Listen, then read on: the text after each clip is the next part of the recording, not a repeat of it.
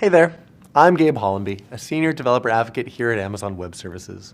And in this session, I'm going to cover 9 great tips to help you keep your AWS costs down. Whether you're seeing usage increase because your customers are relying more than ever on your services, or perhaps you just want to dial in your spending for the road ahead. In either case, there are things you can and should do to optimize your cloud costs. And in this session, I've highlighted 9 quick cost optimizations that every customer should probably consider. Give me about 30 minutes of your time, and I'll give you the tools and approaches that can have a significant impact on your cloud costs right now and into the future as well. Of course, in the context of optimization, in an ideal world, we'd sit down together and have a detailed conversation about your specific workloads. And then we would come up with a solution-specific plan to re-architect your system for cost. Of course, that takes a lot of time, and each of your systems will vary on a case-by-case basis. However, no matter what your specific situation involves, it's likely there are at least a few pragmatic steps you can take to reduce your spend in the cloud. All of these tips won't apply to everyone, but everyone will probably find some value in at least some of them. So these are the 9 ways to reduce your AWS bill that we're going to cover. Ready? Let's dive in. Number 1, stop paying for idle EC2 and RDS instances. If you have workloads running in non-production environments, such as development, QA, testing, or non-mission critical workloads, and if it's not part of your operational process to shut these resources down during evenings, weekends, and holidays, then you might be paying for lots of idle time in Amazon EC2 instances and RDS databases. In many cases, teams keep these types of environments running through nights and weekends because it's just too much work to automate the stopping and starting of these environments to follow a schedule. Well, happily for you, AWS now has made it much easier to operationalize instance scheduling in your account by providing a pre-built CloudFormation-based solution called the AWS Instance Scheduler. The AWS Instance Scheduler is a simple AWS-provided solution that enables you to easily configure custom start and stop schedules for your EC2 and RDS instances. The solution is easy to deploy and can help reduce your operational costs. Instance scheduling allows you to leverage the elastic nature of the cloud and pay only for what you need. You can stop and restart EC2 and RDS instances. When these instances are stopped, you no longer incur hourly charges. In this graph, for example, you can see how elasticity is being leveraged over the weekend to reduce EC2 costs. Non-critical instances are shut down on Friday night and restarted Monday morning. So if you're running any non-production workloads or environments that consist of EC2 and RDS instances, and these environments can tolerate being turned off while not being used, our recommendation is to automate instance scheduling using the AWS Instance Scheduler to reduce your on-demand EC2 and RDS costs. It takes just minutes to hours to implement, depending on your particular environment size and complexity. Customers who use the solution to shut instances down from Friday 6 p.m. to Monday 6 a.m. can save up to 35% compared to running these instances all weekend. These savings can be realized in minutes, and there's no commitment required. Here's how you get started. First, just install the AWS Instance Scheduler by downloading the CloudFormation template or by launching the solution into your AWS console via the link at the bottom of this slide. Then, create a schedule based on your business requirements and apply a special tag, which the solution uses to discover which resources to manage, to your non-production EC2 and RDS instances to be scheduled. That's it. It's very easy to get started with this tool. Okay, number 2. Use AWS's ARM-based EC2 instances where possible. If you're running popular open source application stacks on EC2 instances, you may be able to easily switch to AWS's new Graviton 2-based instances for substantial savings. AWS Graviton processors are custom built by AWS using 64-bit ARM Neoverse cores to deliver the best price performance for your cloud workloads running in Amazon EC2. Amazon EC2 provides the broadest and deepest portfolio of compute instances, including many that are powered by latest generation Intel and AMD processors. AWS Graviton processors add even more choice to help customers optimize performance and cost for their workloads. The first generation AWS Graviton processors powered Amazon EC2 A1 instances, which were the first ever ARM-based instances on AWS. These instances deliver significant cost savings over other general-purpose instances for scale-out applications, such as web servers, containerized microservices, data and log processing, and other workloads that can run on smaller cores and fit within the available memory footprint. AWS Graviton 2 processors deliver another major leap in performance and capabilities over our first generation AWS Graviton processors. They powered the Amazon EC2, M6G, C6G, and R6G instances, and now the D variants of those same ones, that provide up to 40% better price performance over comparable current generation x86-based instances for a wide variety of workloads, including application servers, microservices, high-performance computing, electronic design automation, gaming, open source databases, and in-memory caches. The AWS Graviton 2 processors also provide enhanced performance for video encoding workloads, hardware acceleration for compression workloads, and support for CPU-based machine learning inference. They deliver 7 times more performance, 4 times more compute cores, 5 times faster memory, and caches that are twice as large. Switching your EC2 instances over to an ARM-based instance type can be a relatively simple process for some cases. It may be as simple as choosing an ARM-based AMI for a new instance and reinstalling your application software.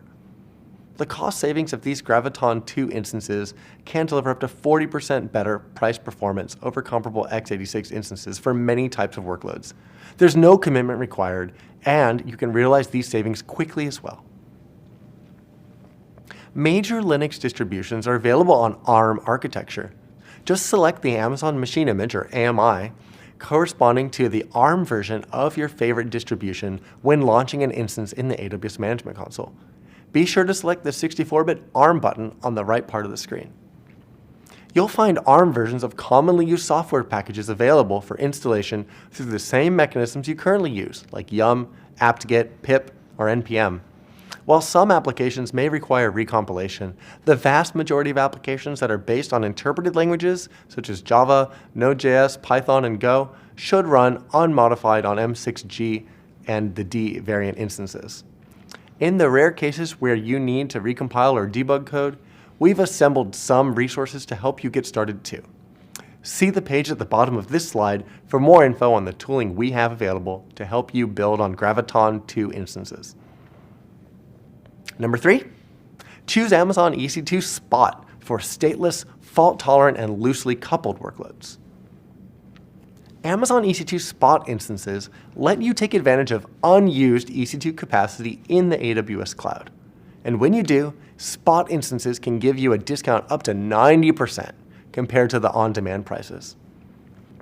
You can use Spot instances for various stateless, fault-tolerant, or flexible applications, such as big data, containerized workloads, CI/CD, web servers, high-performance computing, and test and dev workloads. And because Spot instances are tightly integrated with AWS services such as autoscaling, Elastic MapReduce, Elastic Container Services, CloudFormation, Data Pipeline, and AWS Batch, you can choose how to launch and maintain your applications running on Spot instances. The way Spot instances work is that you opt in to starting a Spot instance when you launch a new EC2 instance. And during this opt-in, you specify a maximum hourly price that you're willing to pay for the instance. And as long as AWS has spare capacity for the instance type you've selected, your instance will continue to run, often at a very large discount over the on-demand price. Then if demand for your Spot instance type increases beyond the maximum price you've specified, your instance will receive a 2-minute termination notice so that it can clean up any work in progress and prepare to be reclaimed by AWS. Our recommendation is to choose Spot instances for workloads that are stateless, fault-tolerant, and loosely coupled. Also, you should think about Spot first as an approach when developing new workloads. Your implementation can take hours or days for workloads that are already in the ideal state where your code can tolerate being terminated and resumed at a later time. Or it may take weeks for you to port your application into a spot-friendly design, depending on your environment complexity. Now, spot instances are available at an up to 90% discount compared to on-demand prices, and the time to realize these savings depends on when it's implemented for you. If you implement Spot now, you can start realizing the savings now, and no commitment is required. If you're already running spot-friendly workloads, such as big data, containers, CI/CD, web servers, high-performance computing, and other test and dev workloads, we have a number of specific resources online to help you get started. I recommend starting with the EC2 Spot workshops. This is the first link on this slide, and watching the tech talk on CI/CD workloads with Spot, the second link here. Okay, number 4, stop paying for underutilized EC2 instances. If you're running EC2 workloads that are compute, but not memory intensive, and the EC2 instances utilize less than 40% of their CPU, you're paying for over-provisioned instances. In this case, you should use the AWS Cost Explorer tool's resource optimization recommendation to identify overpriced EC2 instances and review the suggested instance right-sizing and termination recommendations shown there.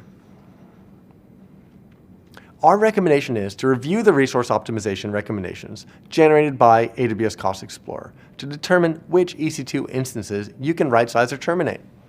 While it takes minutes to hours to review the recommendations, it might take days to perform the resource operations depending on whether the EC2 instances are running in production or non-production environments. Now, the savings potential can vary from hundreds to thousands of dollars depending on the number and types of instances you have provisioned, and they can be realized as soon as the EC2 instances are right-sized or terminated. There's no commitment required. The resource recommendations that are generated are made against a 14-day historic usage, and do note that not all EC2 families are included in the recommendations today. Here's how to get started.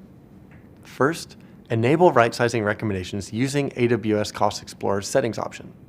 It might take up to 24 hours to receive your first set of recommendations. Then, view the recommendations and determine whether the recommended EC2 instances belong to compute-intensive workloads. Finally, once you've determined the set of EC2 instances that need to be modified, just terminate or right-size them accordingly. Number 5, use an S3 lifecycle configuration on your bucket to transition objects to appropriate storage classes. If you keep all of your data in Amazon S3 using the default S3 standard storage class, you're likely paying more than you need for storing the data that you don't access frequently. Our recommendation? Use S3 lifecycle configuration rules to automatically transition infrequently accessed data to a lower cost storage class. Each storage class on Amazon S3 is designed for specific availability requirements and access patterns. By transitioning your infrequently accessed data to a lower cost and lower access frequency storage class, such as the infrequent access class, you can save a substantial amount on your storage costs. If you're familiar with the contents of your S3 buckets and you know which data you don't frequently access, you can implement an S3 lifecycle policy rule to transition those objects to a more appropriate storage class in just minutes. Taking one specific case, if you compare the storage costs for the S3 standard class with the S3 infrequent access storage class, you'll see a savings close to 50%. Each of Amazon S3's storage classes, besides the standard class, have a minimum storage duration associated with them. In the case of the infrequent access class, this period is 30 days. To get started, open the Amazon S3 Management Console, navigate to an S3 Buckets Management Settings section, and click on Add Lifecycle Rule. Then you can specify a common key prefix or tag to select the objects that your lifecycle rule will target inside the bucket. You then select the desired storage class to transition matching objects to, and specify the number of days to wait before transitioning objects to the new storage class. Then just review and save your configuration. You can learn more about this feature in the S3 Developer Guide in the Object Lifecycle Management section. Number 6, enable S3 intelligent tiering. So this tip is similar to the previous one with one important distinction. If you're using the S3 standard storage class for cloud native storage and you don't have time to analyze your S3 usage to properly implement your own lifecycle policies, you might be paying unnecessarily for S3 storage that you're not using. S3 Intelligent Tiering is a storage class that automatically optimizes storage costs by moving data between two access tiers. For a small monthly monitoring and automation fee per object, S3 Intelligent Tiering monitors access patterns and moves objects that have not been accessed for 30 consecutive days to the infrequent access tier. This is a great option for storing data with changing or unknown access patterns. Our recommendation is to enable S3 Intelligent Tiering as you continue to grow your S3 usage, and this just takes minutes to implement. You'll save the most if you write directly to the S3 Intelligent Tiering storage class instead of writing to S3 Standard and moving via an S3 lifecycle policy. This is to save the lifecycle cost. We've seen many customers that follow the above guidance save 20 to 30%, and you can theoretically save up to 40%. The larger the average object size, the more savings you'll observe. Once you enable it, it takes 30 days to realize the savings after they are placed in the frequent access tier and transition to the infrequent access tier. There's no commitment required to use S3 Intelligent Tiering. There are multiple ways to get started, but here are some examples of how to do it. For new objects with unknown access patterns, you can load them directly into S3 Intelligent Tier and let AWS automatically optimize your S3 costs. For existing objects, you can create a lifecycle rule that transitions the objects to use intelligent tiering. For more information, visit the link at the bottom of this slide. Number 7, use an S3 gateway endpoint if you can. A great optimization you may be able to make if you're working with S3 from resources in a private VPC subnet in the same region as your S3 bucket is to use an S3 VPC gateway endpoint.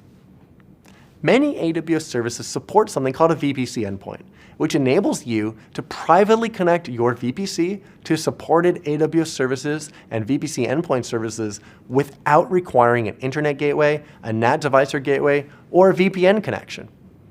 Instances in your VPC do not require a public IP address to communicate with resources through a service's VPC endpoint. And when using a VPC endpoint, the traffic between your VPC and the other service does not leave the Amazon network. Some VPC endpoints carry an additional cost to use, but getting set up and using an S3 gateway endpoint is free of charge. And it can be a great way to optimize your costs for cases where you have resources in a private subnet trying to communicate with an S3 bucket in the same region. Using an S3 gateway endpoint is a relatively quick addition you can make to your VPCs, assuming that you have instances writing to buckets in the same region. If you go this route, you could potentially terminate any NAT gateways you were using, assuming that the instances in your private subnets have no other need for internet access, saving on both the monthly NAT gateway costs as well as on the transfer charges for data flowing through the NAT gateway as well. NAT gateways are charged on a per NAT gateway hour basis, so if you terminate your NAT gateway, you can quickly realize savings, and there are no commitments required to using an S3 gateway endpoint. For example, if you configure a VPC gateway endpoint for S3, then your EC2 instances in the same region as your S3 bucket can communicate directly with Amazon S3 instead of routing that traffic through a NAT gateway. This results in less load on your NAT gateway, and it will definitely save you outgoing data transfer costs as well. To learn how to configure and use a VPC gateway endpoint for S3, look for the VPC endpoint section in the Amazon VPC user guide documentation linked at the bottom of this slide. Okay, number 8, use the on-demand capacity mode for DynamoDB. Amazon DynamoDB is a key value database that delivers single-digit millisecond performance at any scale. It's a fully managed, multi-region, multi-master, durable database with built-in security, backup and restore, and in-memory caching for internet-scale applications. DynamoDB can handle more than 10 trillion requests per day and can support peaks of more than 20 million requests per second.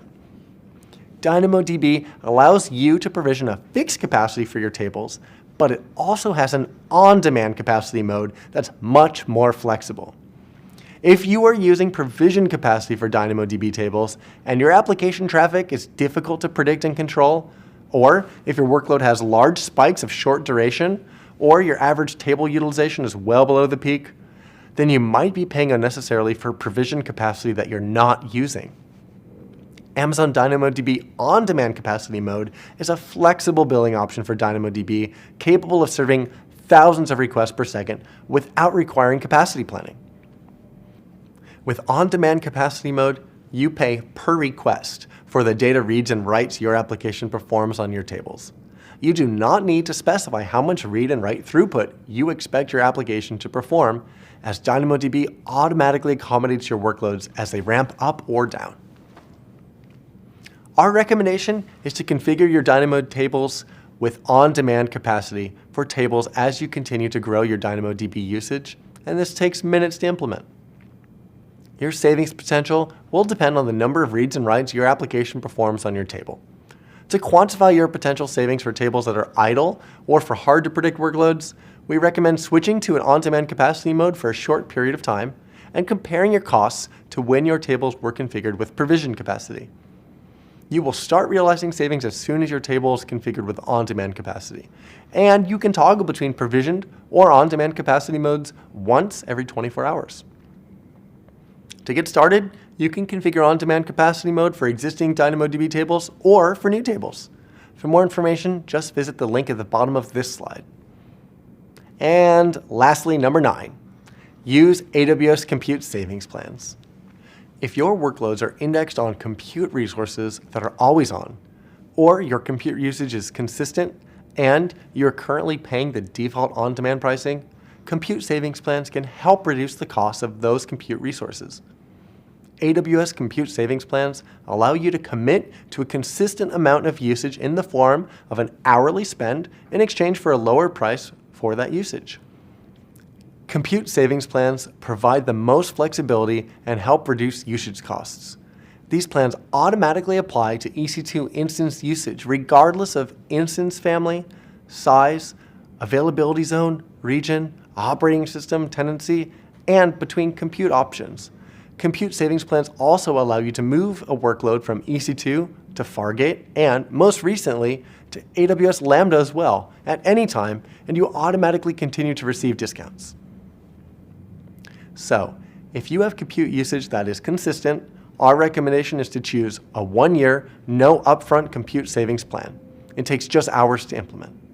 Compared to on-demand prices, a 1-year, no upfront compute savings plan will provide up to 54% discount, and the savings can be realized within hours of purchase.